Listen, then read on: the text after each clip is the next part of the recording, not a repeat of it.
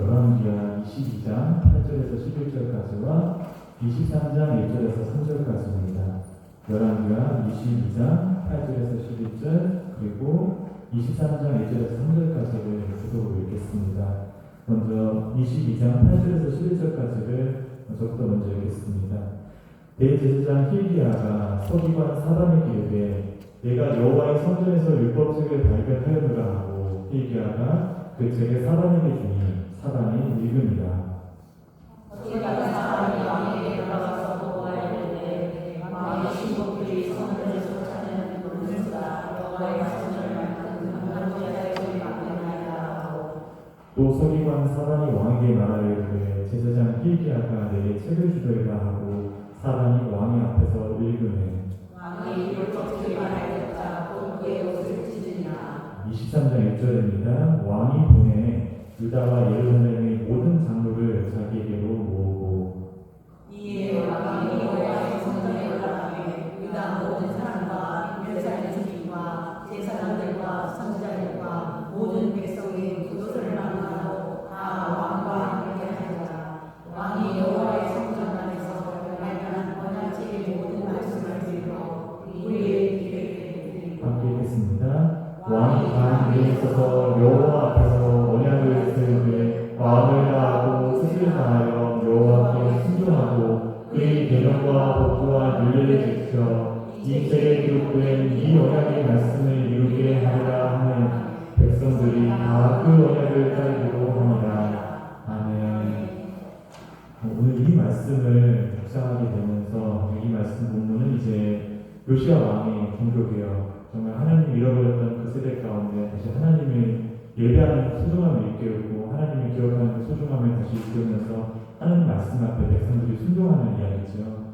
이 말씀을 읽으면서 저는 사무엘서 3장 1절이 떠올랐습니다.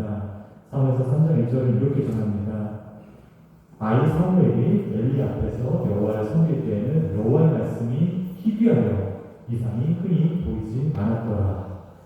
하나님의 말씀에 귀 기울이는 사람이 없어서 하나님의 말씀은 선포되지 않았고 영적 어둠이 짙게 들려올 시대가 바로 사무엘이 어렸을 때, 바로 사사시대의 끝자락이었던 것이죠.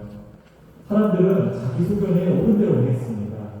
내가 하고 싶으면 하는 거고 하기 싫으면 하기 싫은 거고 안 하는 거고 나의 나에게 삶에 대한 하나님의 뜻을 아무도 궁금해하지도 절실하지도 않았던 시대였던 것입니다.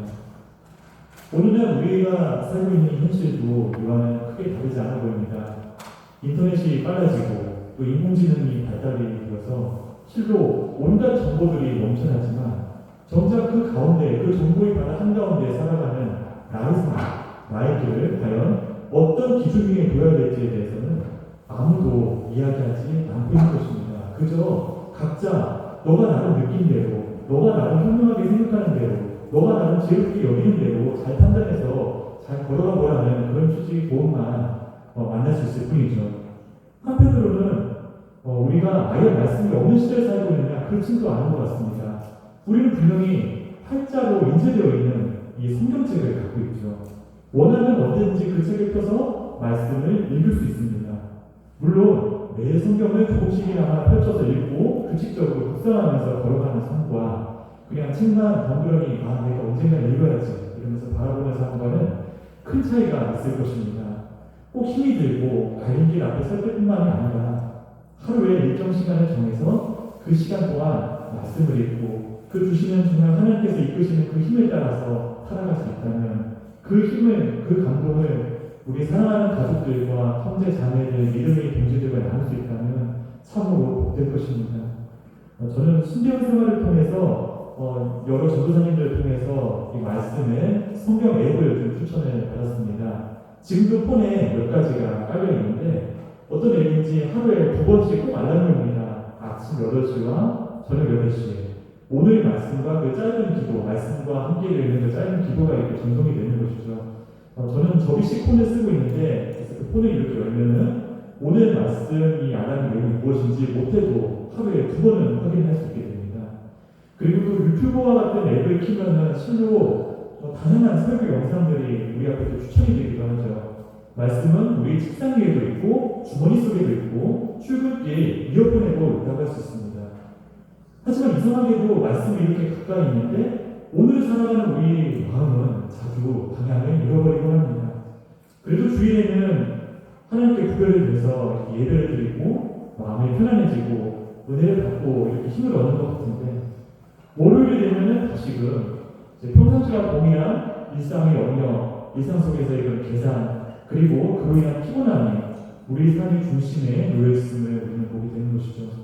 성경책을 갖고 있으면서도 정작 하나님의 말씀 앞에 온전히 서는 일은 이런저런 이유를 찾고 뒤로 밀려나게 되는 경험하게 되는 것입니다.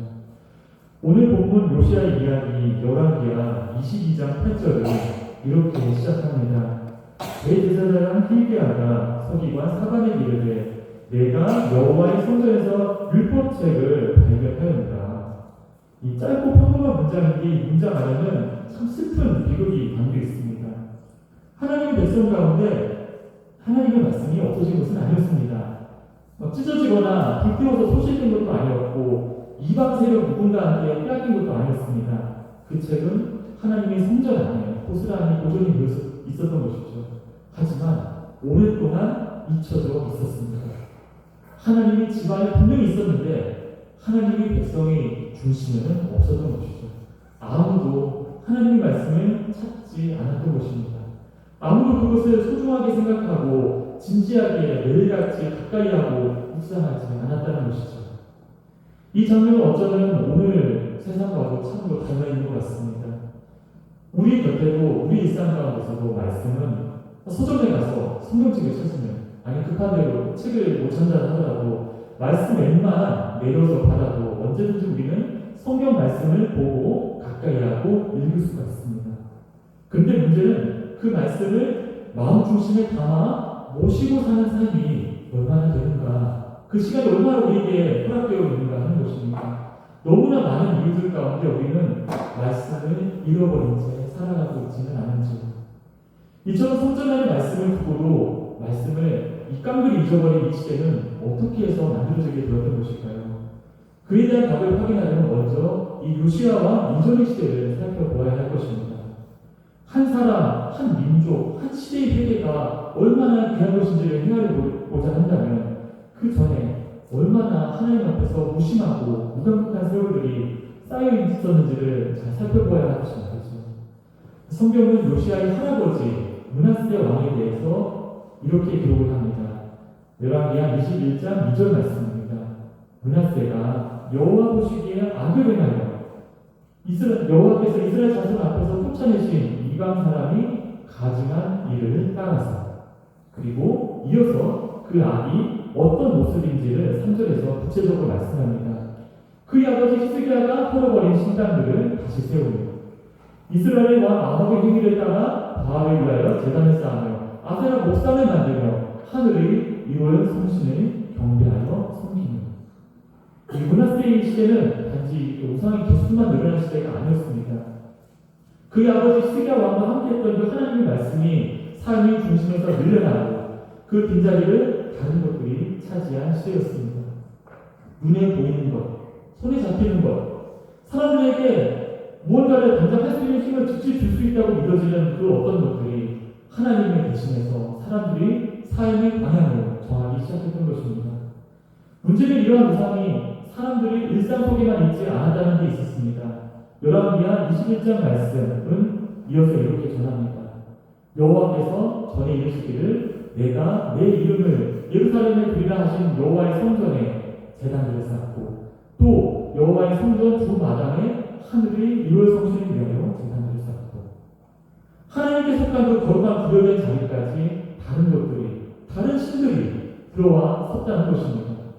예배의 자리, 거룩의 자리, 하나님의 이름이 머물러야 할 그 자리에 하나님이 아닌 것들이 놓이기 시작했다는 것이죠. 이 영적인 타락은 하나님을 버리겠다고, 나는 너무 정당히 떨어져서 하나님 못 믿겠어 이렇게 버리겠다고 결단하고 이를 못 받아서 선언하는 방식으로 오지 않습니다. 오히려 하나님만으로는 뭔가 안심이 되지 않아, 불안하다 이렇게 생각하는 데서 시작이 되는 것입니다. 하나님 말씀만으로는 뭔가 충분치 않다고 여기기 시작합니다. 평안해하지 못하는 것입니다. 그래서 하나님의 자리에 조금 더 즉각적인 것, 조금 더 현실적인 것, 조금 더 안전해 보이는 것을 찾아서 놓으려고 하는 것입니다. 그렇게 하나님 곁에 다른 것들이 하나 둘씩 모이기 시작하면 결국 하나님은 내 삶의 중심에서 밀려나게 되어버리고 마는 것이죠. 므낫세의 시대는 성경은 이렇게 말씀합니다. 열왕기하 21장 9절 말씀입니다. 이 백성이 듣지 아니하였고 므낫세의 꾀를 받고 악을 행한 것이 여호와께서 이스라엘 자손 앞에서 멸하신 여러 민족보다 더 심하였더라. 성경은 이 므낫세의 시대 이스라엘 백성들이 하나님을 듣지 아니하였다고 말씀합니다. 이 영적 무너짐의 본질을 먼저 듣지 않게 되는 것입니다. 말씀은 책으로서, 책의 형태로서 얼마든지 존재할 수 있습니다. 그리고 때때로 선포도 있을 수 있습니다. 말씀을 읽는 전통도 남아있을 수 있습니다. 그러나 그것을 진지하게 귀담아 듣지 않는다. 나의 마음밭에 심지 않는다. 하나님의 말씀은 더 이상 우리 삶의 방향을 바꾸지 못합니다. 므낫세의 뒤를 이은 아몬 왕 곧 요시야 왕이 아버지 시대도 다르지 않았습니다. 열왕기하 21장 20절에서 21절은 이렇게 말씀합니다. 아몬이 그의 아버지 므낫세의 행함같이 여호와 보시기에 악을 행하되 그의 아버지가 행한 모든 길로 행하여 그의 아버지가 섬기던 우상을 섬겨 그의 것들에게 경배하고 죄는 한 세대에서 끝나지 않았습니다. 말씀에서 멀어진 삶은 다음 세대까지 단습이 되어서 이어져 내려갔습니다. 한때는 경건한 히스기야 왕 시절에는 상상조차 할 수 없었던 그런 충격적인 일들이 어느덧 사회 모두의 일상이 되어버리고 말았던 것이죠. 이런 변화는 오늘 우리 시대와도 참으로 유사한 점이 있습니다. 우리는 하나님을 버렸다고 말하지 않을 수는 있습니다. 하지만 실제로는 우리 앞에 놓인 이 말씀보다 이 세상의 규정들, 현실 논리가 안타깝게도 우리를 더 강하게 우리를 움직일 때가 많습니다. 때로는 간절한 기도보다도 내가 취할 수 있는 어떤 출구 전략을 통한 계산이 먼저 앞서기도 합니다. 순종보다는 손익을 먼저 따지기도 합니다. 진리보다도 내가 사람에게 어떻게 보일까, 어떤 평가를 받게 될까, 주변 분위기를 더 민감하게 살필 때도 많습니다. 그 길이 더 넓고 쉬우며 바늘해 보이도록 우리 문화는 우리를 계속 끊임없이 가르치고 속삭이기도 하지요. 말씀이 없어서 문제가 아니라 그 말씀이 나의 마음 가운데 남아있지 않아서, 붙들려 있지 않아서, 그것이 삶에 어떠한 영향도 끼치고 있지 않아서 우리는 이러한 세상의 문화 가운데 주저앉고 무너지고 그러면서도 영적으로 목말라 하는 것입니다. 그런데 바로 이런 무너지는 시대를 넘어서 하나님께서는 한 어린 왕의 마음을 준비하십니다. 역대하서는 요시야를 이렇게 말씀합니다. 역대하서 34장 1절에서 2절 말씀이죠. 요시야가 왕이 오를 때 나이 8세다. 예루살렘에서 31년 동안 다스리며 여호와 보시기에 정직하게 행하며 그의 조상 다윗의 길로 걸으며 좌우로 치우치지 아니하고. 그리고 이어서 전합니다. 3절입니다. 아직도 어렸을 때 곧 왕위에 있은 지 8년에 그의 조상 다윗의 하나님을 비로소 찾고 아무도 말씀을 찾지 않는 그 시대 가운데 하나님을 찾으려는 참 진실한 마음이 준비되고 있었던 것입니다.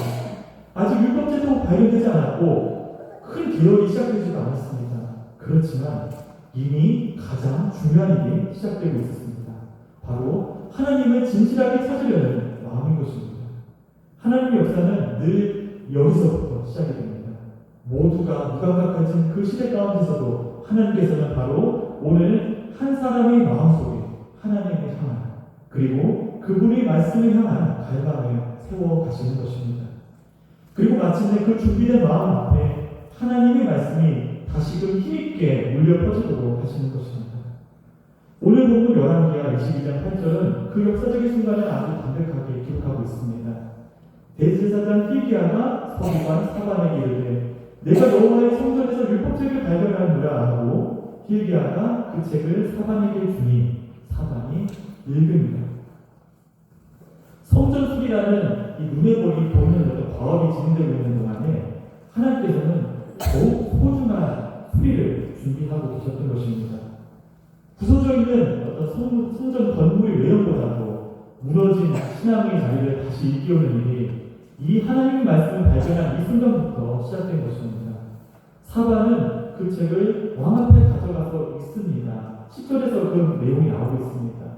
또 서기관 사반이 왕에게 말하이르되 제사장 hil기야가 내게 책을 주더이다 하고 사반이 왕이 앞에서 읽으매.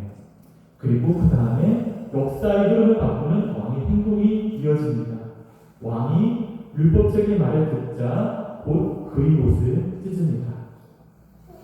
요시야는 말씀을 듣고 말씀과 자기가 살고 있는 그 시대와의 차이를 현실 감각에 빗대어서 설명하지 않았습니다.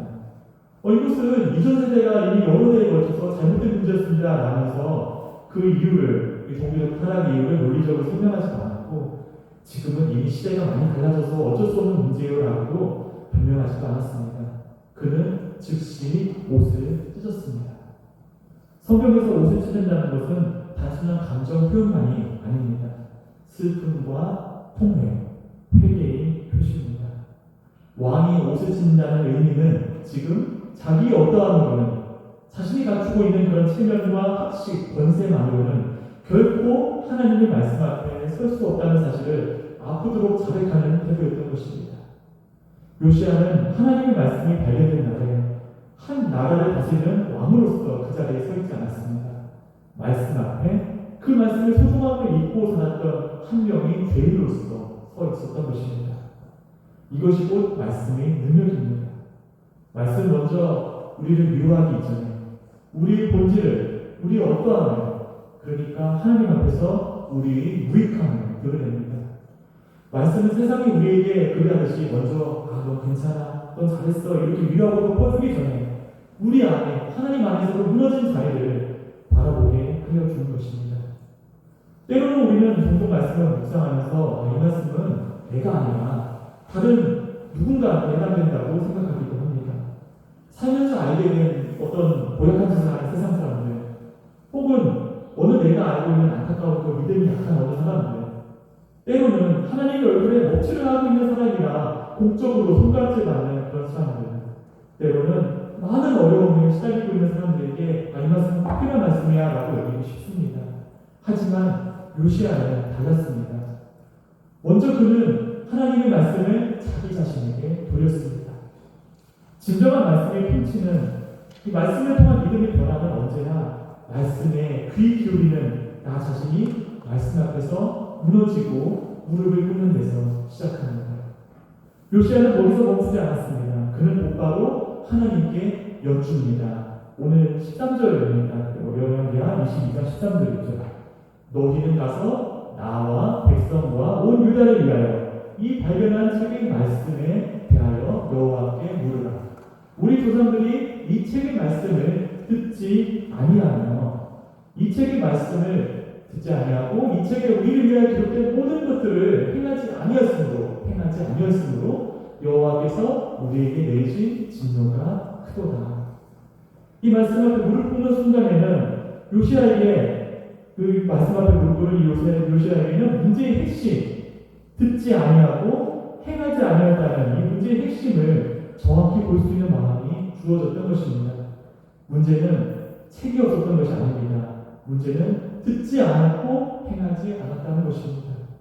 말씀의 능력을 잃어버리는 위기는 언제나 이 두 지점에서 오는 것입니다. 듣지 않는 귀, 행하지 않는 삶. 요시야는 말씀을 옛 조상이 남긴 오래된 기록으로 받지 않았습니다.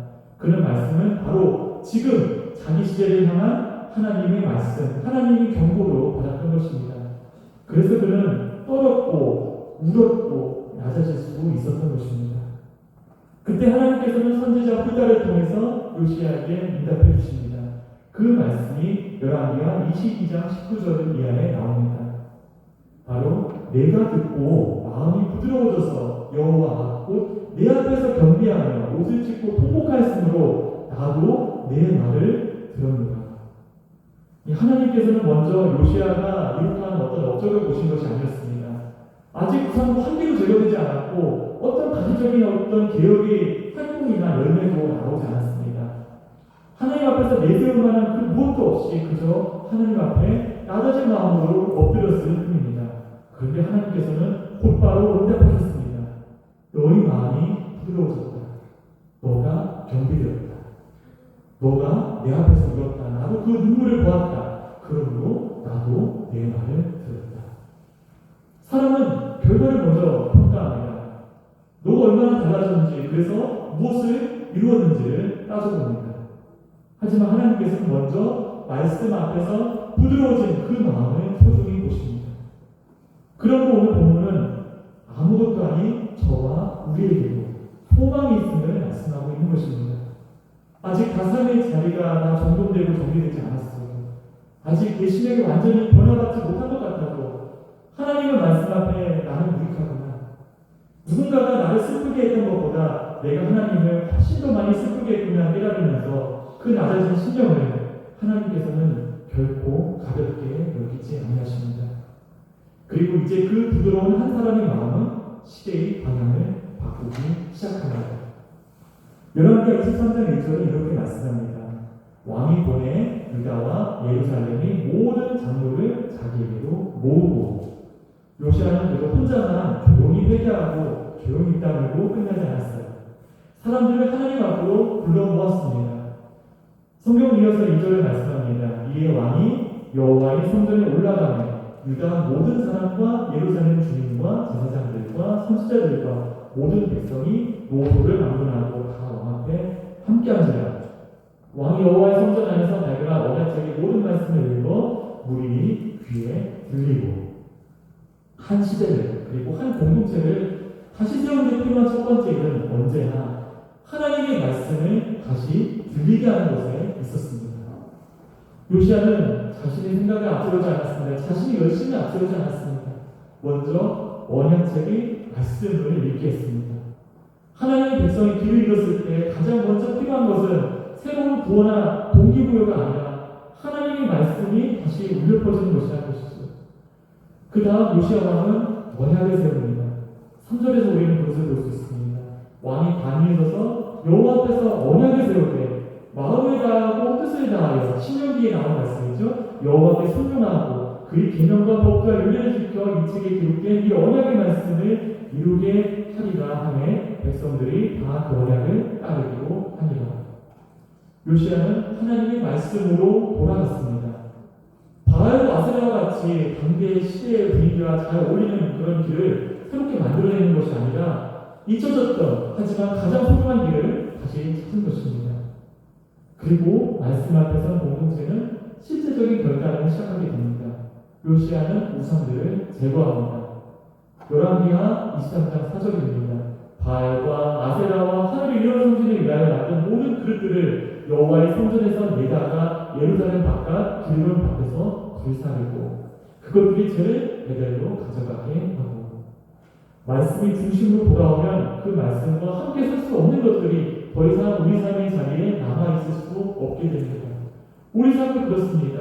말씀 앞에 진실하게 설 때 예전에는 그냥 별 문제가 아닌 것처럼 그냥 허술하게 크게 보였던 그런 것들이 더 이상 그대로 둘 수 없는 것으로 비로소 다시 보이기 시작합니다. 내 고집, 내 성품, 내 계산, 나의 조급함, 나의 어떤 인정받고자 하는 욕구, 나의 어떤 야망, 하나님보다 앞서 움직이던 정체 모를 그 불안감의 실체가 하나씩 드러나기 시작한 것입니다. 말씀이 우리 중심에 오면 이런 것들은 내 삶의 성전 안에 그대로 머물 수가 없습니다. 밖으로 끌려 나와 부서지게 됩니다. 하지만 개혁은 이러한 제거에서만 끝나지 않습니다. 그냥 비우려고만 하고 끝내버리는 사람의 연약한 마음은 그 빈자리를 다시 다른 것으로 즉시 채우고자 합니다. 하나님은 이러한 허물내심과 함께 회복하심 또한 주십니다. 그래서 요시아의 개혁은 마침내 여호와 하나님을 향한 예배의 진정한 회복으로 이어지게 됩니다. 왕이 뭇 백성에게 명령하여 이르되 이 언약책에 기록된 대로 너희 하나님 여호와를 위하여 유월절을 지키라 하며, 열왕기하 23장 21절 말씀입니다.